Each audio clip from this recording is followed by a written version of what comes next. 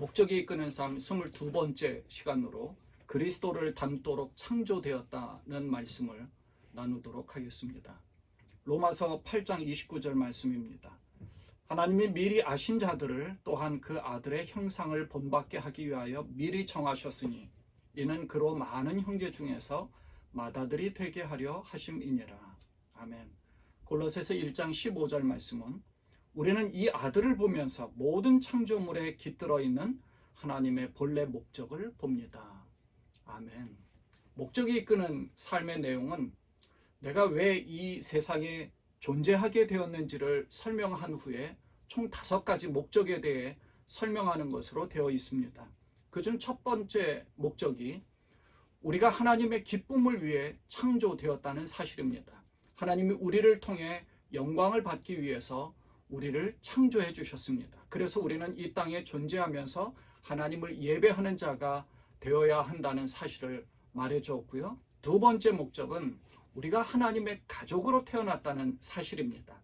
그래서 주님은 우리에게 교회라는 공동체를 허락하셔서 그 공동체를 통해 우리의 삶과 신앙을 함께 하도록 하셨고, 교회를 통해 한 가족의 의미를 깊이 생각하도록 하셨습니다. 그리고 오늘부터 세 번째 목적을 공부하려고 하는데요. 그것은 우리가 그리스도를 닮도록 창조되었다는 사실을 깨닫는 것입니다.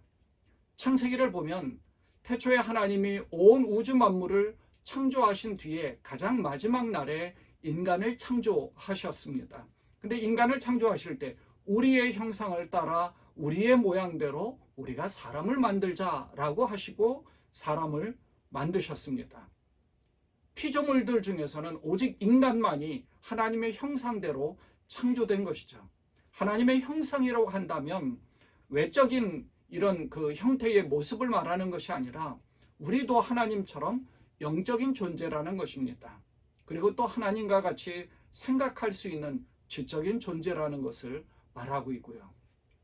뿐만 아니라 선악을 알게 하셨다. 그 선악을 구분할 줄 아는 존재가 바로 인간입니다. 사랑을 할 줄도 알고요. 하나님은 그렇게 사람을 창조하신 뒤에 에덴 동산에서 하나님을 경배하며 살도록 하셨는데, 사람이 하나님 말씀에 불순종함으로 인해서 죄가 세상에 들어왔고 결국은 에덴 동산에서 추방돼서 세상에서 방황하다가 죽는 존재가 되고 말았습니다. 하지만 주님은 우리를 불쌍히 여겨주셔서 예수님을 통해 다시금 하나님의 형상을 회복하도록 기회를 주신 것입니다. 그래서 요즘 저희가 말씀 묵상을 통해 나누는 것처럼 예수님을 통해 우리는 사망 권세를 이기고 부활할 수 있는 축복된 그런 존재가 된 것입니다. 그렇다면 완전한 하나님의 모습, 하나님의 형상은 어떤 것일까요? 그것은 예수 그리스도의 모습입니다. 성경은 예수님을 가리켜 보이지 않는 하나님의 형상이라고 말했습니다. 우리는 하나님이 될 수가 없습니다. 하지만 마귀는 아담과 하와에게 선악과를 따서 먹게 하면서 하나님 말씀에 불순종하게 만들었죠. 그런 교만한 마음을 심어줌으로 하나님처럼 될 수 있다고 해서 불순종하도록 했습니다. 그러니 하나님의 형상을 회복하려면 마귀의 말을 듣는 것이 아니라 하나님의 말씀을 들어야 합니다. 그것이 곧 그리스도를 본받는 삶입니다.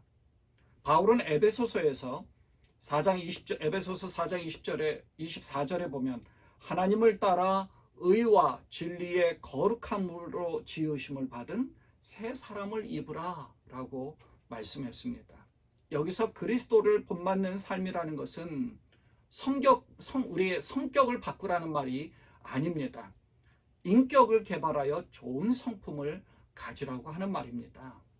세상을 살아갈 때 믿음을 가지고 산다고 세상이 바뀌는 것도 아니고 내 삶이 바뀌는 것도 아닙니다. 환경이 바뀌는 것도 아니라 내 성품과 기질과 영이 바뀌는 겁니다. 그래서 환경은 그냥 그대로 있다 할지라도 그 환경을 뛰어넘는 믿음의 사람이 되는 것입니다. 이렇게 예수님을 닮아가는 것이 바로 성화를 말하는 겁니다. 성화의 단계를 우리가 차츰차츰 이루어가는 것이죠. 이 성화의 단계가 우리의 의지와 결심으로 쉽게 이루어지지 않습니다. 그러니까 성령 강림 주일이었던 지난주에 말씀드렸던 것이 예수님과 함께하던 제자들이 예수님이 잡히자 모두 뿔뿔이 흩어져 도망갔다가 부활하신 예수님을 통해 한 자리에 모였고 그 자리에 성령이 강하게 임재하시면서 그들의 삶이 완전히 바뀌었다는 사실을 말씀드렸었죠. 그들은 그로 인해서 연약한 제자의 모습, 도망가는 제자가 아니라 담대하게 복음을 전하고 마지막에는 순교를 당하여도 전혀 두려워하지 않는 성령의 사람들이 되었다는 사실입니다. 변화시키는 힘이 바로 성령에게 있습니다. 내 의지와 내 결심, 내 노력으로 이룰 수 없습니다. 하나님의 영이 내 안에서 역사해야 합니다. 바울도 골로새서 1장 27절에서 이런 표현을 합니다. 이 비밀은 너희 안에 계신 그리스도시니 라고 말씀하죠. 내 안에 그리스도가 사시는 겁니다. 그것이 곧 성령께서 내 안에서 역사하신다는 것을 뜻하는 겁니다. 성령이 우리 안에 살고 계시기 때문에 우리가 세상을 이기는 힘이나 믿음, 사랑, 지혜 등을 구하면 우리는 그것을 얻을 수 있는 겁니다. 이렇게 성령이 우리 안에서 역사하시지만 우리가 행동으로 나타내지 않으면 아무런 소용이 없습니다. 그래서 주께서 함께 하신다는 그런 사실을 확신하는 그런 믿음을 행동으로 표현해야 됩니다. 나타내야 합니다. 그러니까 영적으로 성장해야 된다는 것을 강조하는 거죠. 그러니까 목적이 이끄는 삶에서 리고렌 목사님은 씨앗은 심어서 가꾸어야 하고 건물도 그냥 세워지는 것이 아니라 사람이 지어야 한다고 말씀했죠. 아무리 노력해도 구원은 얻을 수 없지만 영적인 성장을 위해서는 노력하면 얻을 수 있다는 것을 말하는 겁니다. 신약 성경에서는 8군데에서나 예수님을 닮아 성장하는 데에 힘쓰라라는 말씀이 나옵니다. 노력하라는 겁니다. 힘쓰라고, 애쓰라고 얘기하는 거죠. 그냥 앉아서 성장하기를 기다리는 것이 아닙니다. 바울이 에베소서 4장 22절에서 24절까지 말씀 가운데서 그리스도를 닮기 위해서 우리가 가져야 할 3가지 책임에 대해서 설명을 하고 있습니다. 첫째는 우리의 옛 태도를 버려야 한다는 겁니다. 22절에 보면 너희는 유혹의 욕심을 따라 썩어져가는 구습을 쫓는 옛사람을 벗어버려라. 주님을 믿기 전에 옛 성품, 옛 기질들을 다 버리라고 한 것이죠. 둘째, 우리는 사고방식을 바꾸어야 한다는 겁니다. 23절에 보면 성령이 너의 사고방식을 변화시키도록 하라. 여기에 나오는 변화라는 말은 그 유충이 껍데기를 벗고 나비가 되기까지의 그 변화를 말하는 것입니다. 완전한 변화를 말하는 것이죠. 셋째, 우리는 새롭고 거룩한 습관을 발전시킴으로 그리스도의 성품을 입어야 한다. 24절에 보면 하나님을 따라 의와 진리의 거룩함으로 지으심을 받은 새 사람을 입으라. 아멘. 네, 우리의 성품은 습관이 모여서 그 모아진 상태가 습관적으로 나타나는 말과 행동을 통해서 보여주는 것입니다. 보여지는 것 자체는 우리의 습관입니다. 그것을 통해서 이 사람이 얼마나 변했나, 이 사람이 얼마나 하나님 앞에 바로 서려고 노력하는가, 그것을 알 수 있죠. 근데 나도 모르게 옛 성품이 자꾸 불쑥불쑥 튀어나옵니다. 나도 모르게 그 행동으로 나타나고 말로 나타나고 평소에 어떻게 말을 하고 어떻게 행동하느냐에 따라 습관이 이어져서 성품이 되는 것이죠. 하나님은 우리의 변화를 위해 당신의 말씀, 사람들, 그리고 상황을 이용하십니다. 이렇게 3가지가 우리의 인격을 개발시키기 위해서 꼭 필요한 것입니다. 목적이 이끄는 삶에서 이렇게 설명합니다. 하나님의 말씀은 우리가 성장하는 데 필요한 진리를 공급해주고 하나님의 사람들은 우리가 성장하는 데 필요한 지원을 해준다. 그리고 상황은 그리스도와 닮은 모습을 실천할 수 있는 환경을 만들어준다. 만일 하나님의 말씀을 공부하고 적용하며 다른 믿는 사람들과 정기적으로 연락하고 어려운 상황 속에서도 하나님을 신뢰하는 것을 배운다면 우리는 예수님의 모습에 더욱 가까워질 것이다. 영적인 성장을 위해서 성경 공부하고 기도합니다. 그러나 이것만으로 완벽하지 않습니다. 하나님의 사람들과의 교제를 통해서 성장하는 것이 있습니다. 그래서 다른 사람을 통해서 영향을 받고 그 속에서 하나님의 형상을 발견하는 것이죠. 나를 통해서 그 사람도 영향을 받고 도움을 받고 영적인 도전을 받는 것입니다.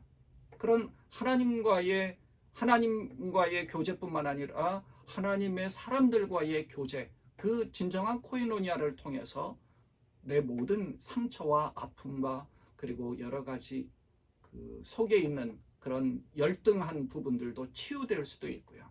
그리고 그것을 통해서 더 크게 성장해 갈 수도 있는 것입니다. 기독교는 산속의 수도원에서 살아가는 그런 종교가 아닙니다. 그런 사람이 아니에요. 이 사회 속에서 다른 사람들과 함께 살아가야 하는 그런 종교입니다. 종교 이상이죠. 기독교는 하나의 종교라고 얘기할 수 없죠. 오히려 우리의 삶이고 우리의 신앙입니다. 예수님도 사람들을 떠나 홀로 산속으로 기도하러 들어가시기도 했지만 그곳에 머무르시지 않고 다시 사람들 속으로 돌아오셨습니다. 변화산상 속에서 예수님이 모세와 엘리야와 함께 있는 그 영광스러운 광경을 베드로가 목격하고 그곳에 초막 셋을 짓고 살자고 했을 때 예수님은 그곳에 거하지 않고 사람들이 사는 동네로 내려가자라고 말씀하시고 내려오셨습니다. 그러니까 영적인 성숙은 혼자 산다고 해결되는 것이 아니라 다른 사람들과의 영향을 주고받아야 하는 것입니다. 우리가 영적으로 성장한다는 것은 즉각적으로 이루어지거나 자동으로 이루어지는 것이 아닙니다. 계속해서 노력해야 할 과정입니다. 그래서 바울은 에베소서 4장 13절에서 이렇게 말합니다.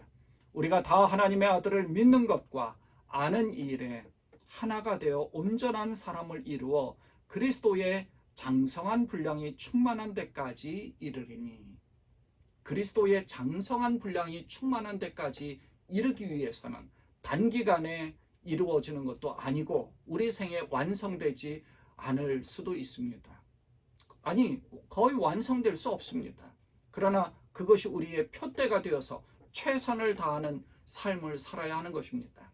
하나님은 우리가 무엇을 하는지 doing보다는 어떤 사람인지 being에 더 관심을 두십니다. 사람은 그 존재 자체로서 중요합니다. 그리고 하나님은 우리의 직업보다는 우리의 성품을 더 많이 생각하십니다. 우리가 무엇을 하는 것보다 어떤 사람이 되는지가 더 중요한 것이 바로 여기에 있습니다. 이는 우리가 영생으로 살아갈 때 우리가 가지고 가는 것은 우리가 무엇을 했느냐에 대한 결과, 행동, 직업이 아니라 성품이기 때문에 그렇습니다. 그리스도를 본받는 삶을 사는 것은 바로 우리의 표대가 되어야 되고, 그렇게 살기 위해서 최선의 삶을 경주할 때 성령이 우리를 도와주실 것입니다. 성령이 여러분을 도와주실 것입니다.